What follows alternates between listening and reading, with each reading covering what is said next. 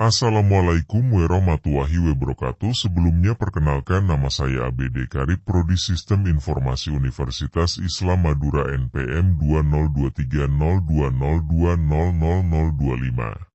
Baik, di sini saya bertugas untuk mempresentasikan tugas UTS mata kuliah Filsafat Umum yang dimana saya tugas tersebut mempunyai 6 poin. Poin 1.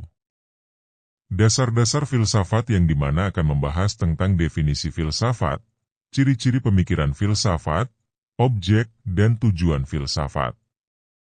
Poin 2. Hubungan filsafat, ilmu, dan agama, yaitu menjelaskan tentang perbedaan antara hubungan filsafat, ilmu, dan agama, secara rinci, dan persamaan, titik singgung dengan penjelasan secara ringkas. Poin 3. Sejarah awal perkembangan filsafat. Poin ini menjelaskan mitologi kepemikiran filsafat dan pemikiran-pemikiran Prasokrates. Poin 4. Filsafat sebagai induk ilmu pengetahuan. Poin ini menerangkan proses munculnya ilmu dari filsafat dan perkembangan ilmu pengetahuan. Poin 5. Mengenal filsafat klasik. Poin ini menjelaskan tentang pengertian filsafat klasik dan menjelaskan pokok pikiran Sokrates, Plato, dan Aristoteles. Poin 6. Mengenal filsafat Islam, yaitu menjelaskan tentang pengertian filsafat Islam dan faktor munculnya filsafat Islam, objek filsafat Islam, dan pemikiran filosofi Muslim tentang pencapaian alam. Definisi filsafat. Filsafat memiliki cakupan yang luas dan tidak dapat didefinisikan secara tunggal karena setiap pemikir memiliki cara pandang berbeda. Berikut adalah pendekatan rinci. Etimologis kata Yunani, philosophia, philo berarti cinta, sophia berarti kebijaksanaan. Artinya, filsafat adalah cinta akan kebijaksanaan, yaitu dorongan manusia untuk memahami dunia, diri sendiri, dan kebenaran. Definisi para filsuf. Sokrates. Filsafat adalah seni bertanya untuk mencapai pengetahuan tentang hakikat hidup dan kebenaran. Sokrates menekankan metode dialog atau dialektika untuk mencari pengetahuan yang benar. Plato.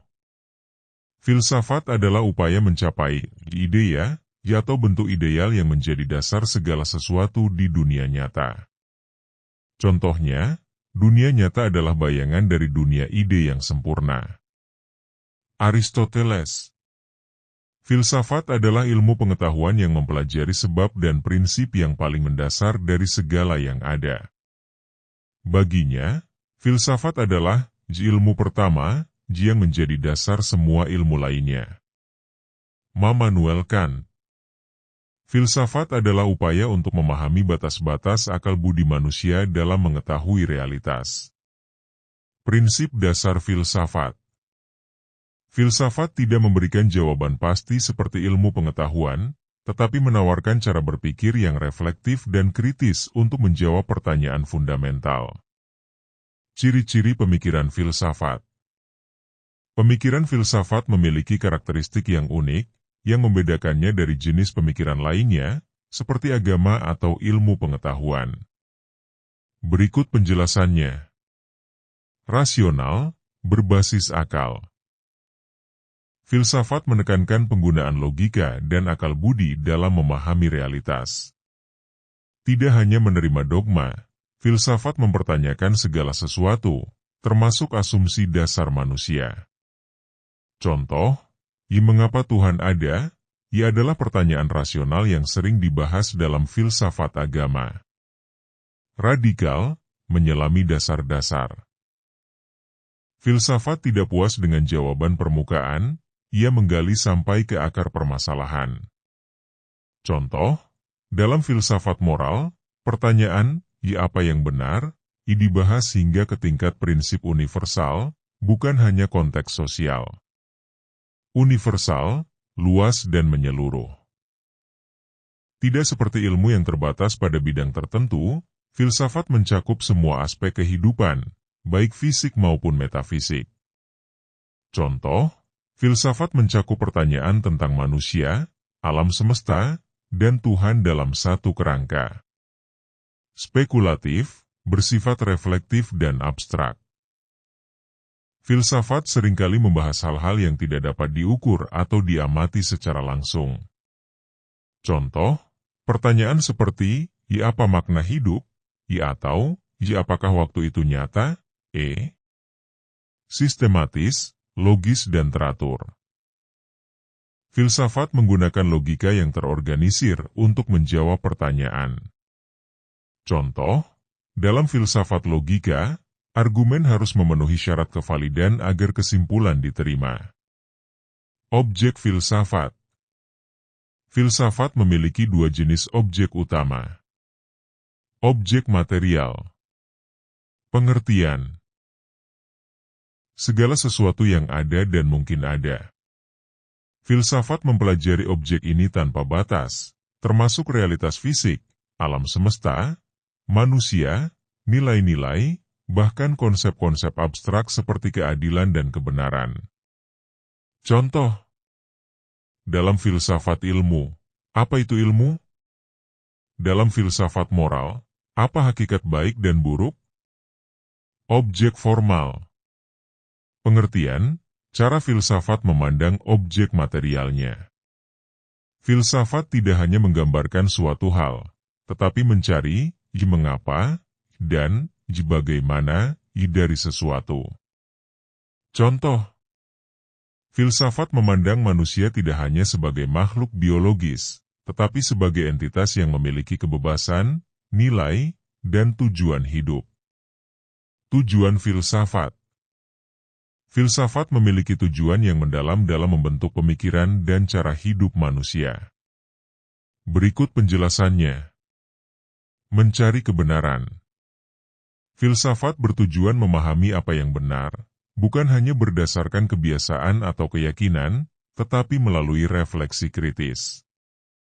Contoh, pertanyaan seperti, "Ya apa kebenaran itu?" sering muncul dalam epistemologi, filsafat pengetahuan. Memahami realitas. Filsafat membantu manusia memahami hakikat dari realitas, seperti hubungan antara manusia, alam semesta, dan Tuhan. Contoh, dalam metafisika, filsafat bertanya, "Ya apa yang membuat sesuatu itu ada?" Membangun kebijaksanaan. Dengan refleksi yang mendalam, filsafat membantu manusia membuat keputusan yang bijak berdasarkan prinsip moral dan logika. Contoh, dalam filsafat etika, filsuf seperti Kant membahas prinsip, bertindaklah berdasarkan aturan yang bisa dijadikan hukum universal. Menyusun kerangka berpikir. Filsafat menjadi dasar bagi ilmu pengetahuan, agama, dan seni dengan memberikan kerangka berpikir yang logis dan sistematis. Contoh, filsafat ilmu membahas bagaimana metode ilmiah dapat digunakan untuk memahami dunia. Menyempurnakan kehidupan. Filsafat tidak hanya untuk pemahaman teoretis, tetapi juga untuk membantu manusia menjalani hidup yang lebih bermakna. Contoh, filsafat Stoik mengajarkan bagaimana manusia bisa hidup damai dengan menerima hal. Perbedaan filsafat, ilmu, dan agama. Aspek filsafat ilmu agama. Objek kajian segala sesuatu yang ada, realitas secara umum. Fenomena yang dapat diamati dan diuji secara empiris. Kehidupan, moralitas, dan hubungan manusia dengan Tuhan. Metodologis, kritis, spekulatif, dan reflektif. Empiris, eksperimental, dan rasional. Dogmatis, berdasarkan wahyu, dan reflektif. Tujuan mencari hakikat kebenaran secara universal. Menjelaskan dan memprediksi fenomena alam. Menjalin hubungan spiritual dan memahami nilai-nilai moral. Sumber pengetahuan akal dan logika manusia. Observasi, eksperimen, dan data empiris. Wahyu, kitab suci, dan keyakinan. Persamaan filsafat, ilmu, dan agama. 1. Mencari kebenaran. Ketiganya memiliki tujuan akhir untuk menemukan kebenaran, meskipun jalannya berbeda. Filsafat melalui akal, ilmu melalui metode ilmiah, agama melalui wahyu. 2. Memahami kehidupan dan realitas. Ketiganya berusaha memahami makna kehidupan, asal-usul, dan tujuan keberadaan manusia. 3. Berpengaruh pada kehidupan manusia. Ketiganya memberikan panduan dalam cara berpikir, bertindak, dan memahami dunia. Titik singgung filsafat, ilmu, dan agama. 1. Epistemologi, sumber pengetahuan. Filsafat dan ilmu sama-sama menggunakan rasio sebagai alat berpikir. Agama, meskipun didasarkan pada wahyu, juga bisa menggunakan akal untuk memahami teks-teks keagamaan, misalnya, dalam teologi atau filsafat agama. 2. Tujuan kehidupan. Ketiganya mencari jawaban atas pertanyaan tentang makna hidup dan tujuan manusia. Filsafat bertanya, mengapa kita ada? Ilmu bertanya, bagaimana kita ada? Agama menjawab, untuk apa kita ada? 3. Etika dan moralitas. Filsafat, ilmu, dan agama sama-sama membahas nilai-nilai moral. Contoh, filsafat etika, biotika dalam ilmu, dan hukum syariat dalam agama. 4. Pengaruh pada kebudayaan dan peradaban. Ketiganya membentuk dasar peradaban manusia. Contoh, filsafat Yunani, ilmu pengetahuan modern, dan agama monoteistik sama-sama memengaruhi cara hidup manusia. Dari mitologi ke filsafat. Mitologi sebagai penjelasan awal.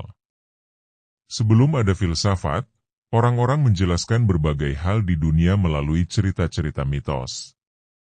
Mereka percaya bahwa fenomena alam seperti hujan, gempa bumi, atau petir adalah hasil dari tindakan dewa-dewi yang kuat. Misalnya, Zeus dipercaya mengendalikan petir. Poseidon mengatur lautan dan menyebabkan gempa bumi. Demeter bertanggung jawab atas musim dan kesuburan tanah. Mitologi ini bersifat supernatural, berkaitan dengan hal-hal gaib, dan tidak rasional. Semua penjelasan bersumber dari kepercayaan, bukan dari pengamatan atau logika. Munculnya pemikiran rasional. Pada abad ke-6 SM di Yunani, cara berpikir manusia mulai berubah. Beberapa faktor mendorong perubahan ini, seperti interaksi dengan budaya lain. Orang Yunani belajar dari bangsa Mesir dan Babilonia, yang memiliki pengetahuan matematis dan astronomis. Perkembangan demokrasi, kebebasan berbicara dan berdebat di masyarakat membuat orang lebih kritis. Kebutuhan penjelasan yang logis. Cerita mitos mulai dianggap tidak cukup untuk memahami alam semesta. Pemikiran baru ini disebut logos, yaitu cara menjelaskan sesuatu dengan logika dan akal.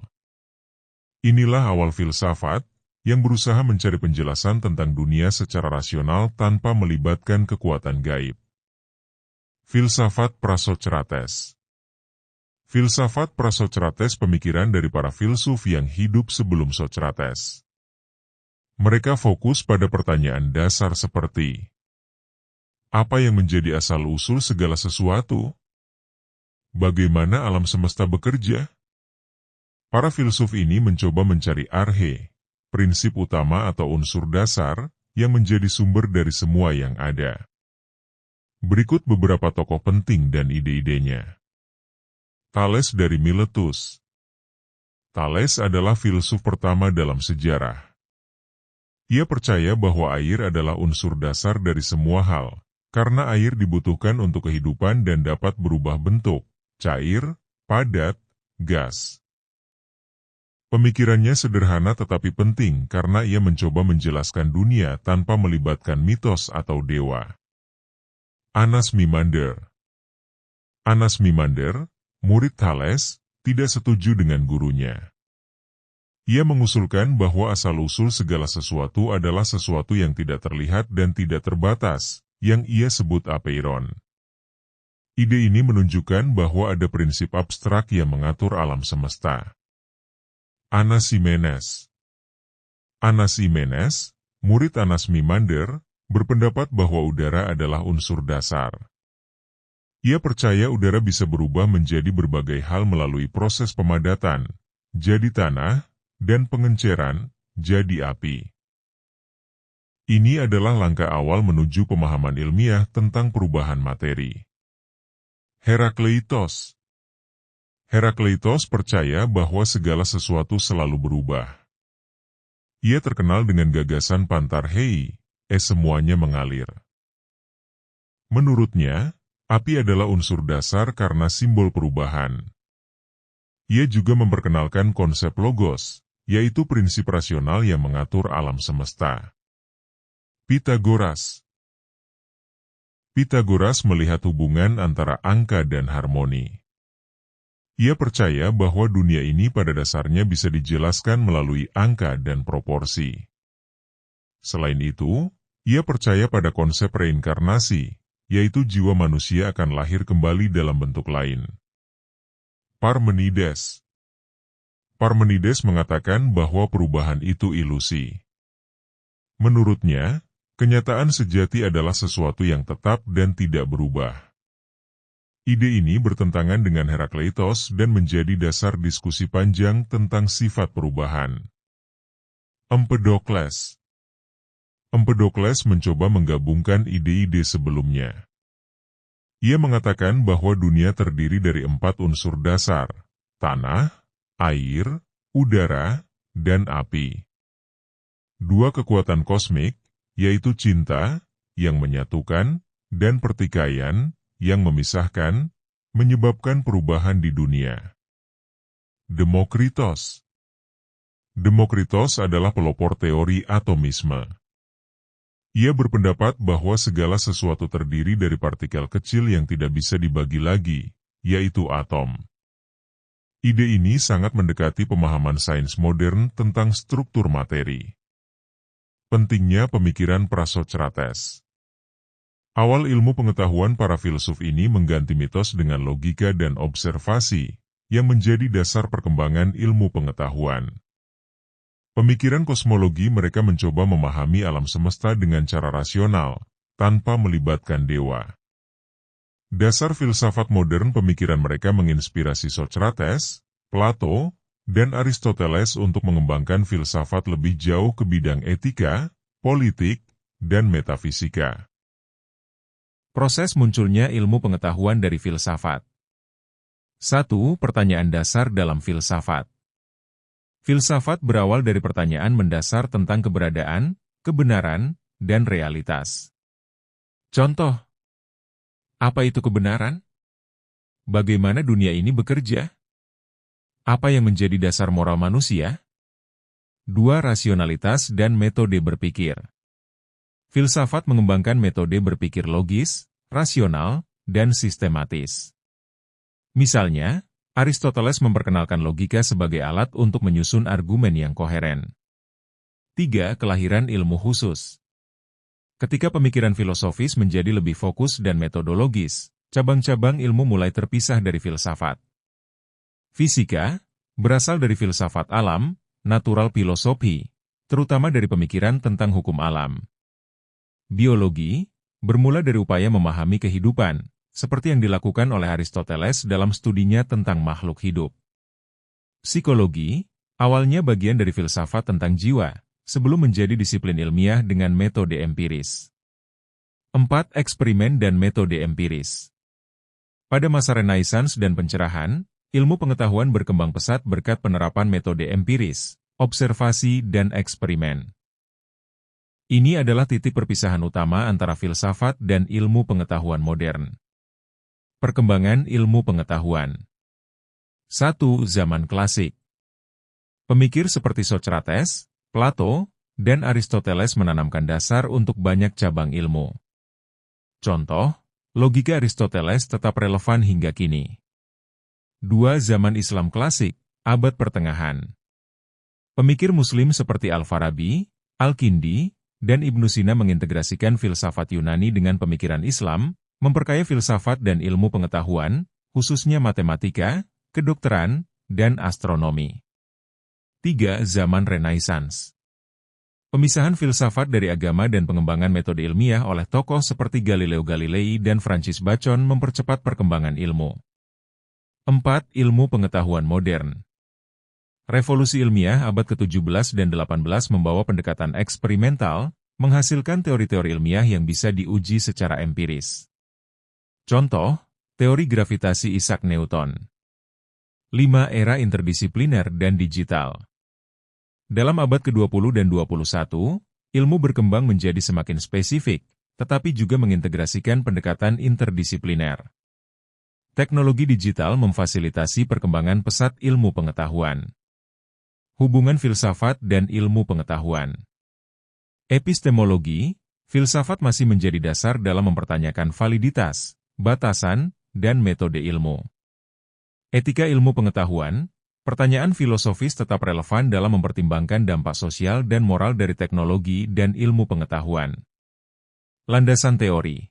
Banyak teori ilmiah modern berawal dari spekulasi filosofis, seperti teori relativitas yang dipengaruhi oleh pertanyaan tentang ruang dan waktu. Pengertian filsafat klasik.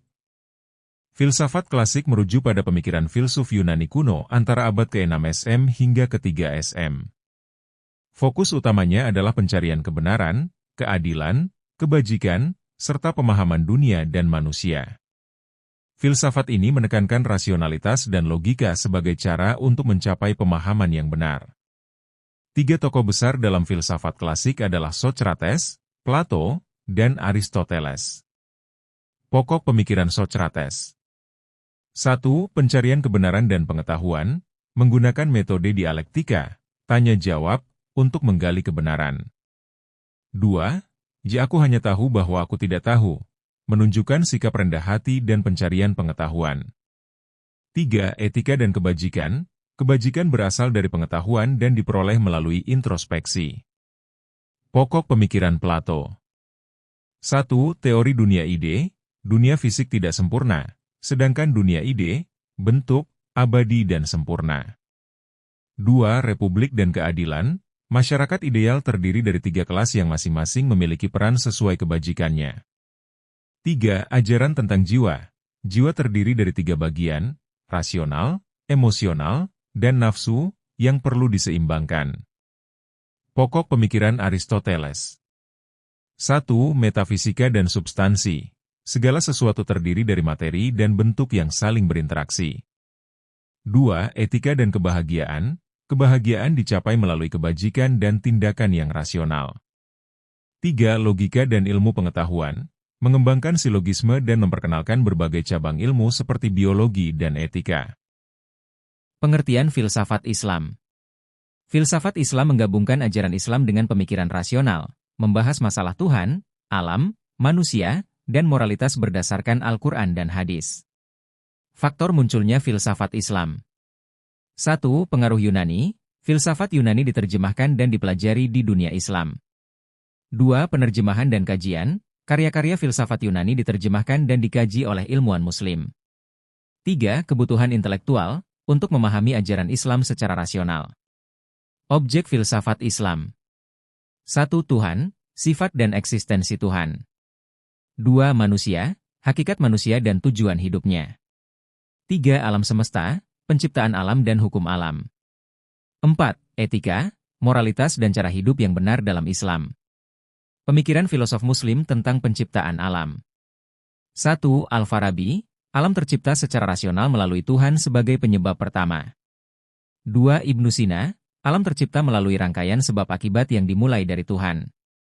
3. Al-Ghazali, alam terus-menerus diperbarui oleh kehendak Tuhan.